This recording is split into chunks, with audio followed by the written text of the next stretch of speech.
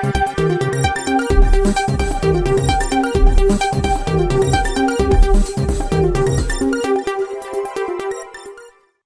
મિત્રો, અમારી એટીનું ચેનલમાં તમારું સ્વાગત છે।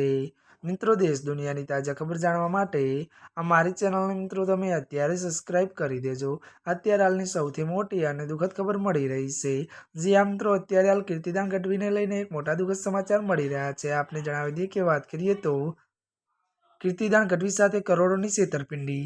વિગતવાર વાત કરીએ તો લોક કલાકાર કીર્તિદાન ગઢવીના નોરતા નગરી ગરબા ઇવેન્ટમાં ત્યારે 4.75 કરોડ રૂપિયાની છેતરપિંડી અંગે ઠગ અનિલ વિભાણી સામે સરખેજ પોલીસ મથકે ગુનો નોંધાયો છે। મળતી વિગતો અનુસાર વધુ જણાવી દઈએ કે ત્યારે મિત્રો વાત કરવામાં આવે તો આરોપીએ વર્ષ 2025ની નવરાત્રીમાં 3.25 કરોડની સ્પોન્સરશિપ લાવી આપવાનો બહાને આયોજકો પાસે 1.5 કરોડ વીઆઈપી પાસ પણ પડાવી લીધા હતા।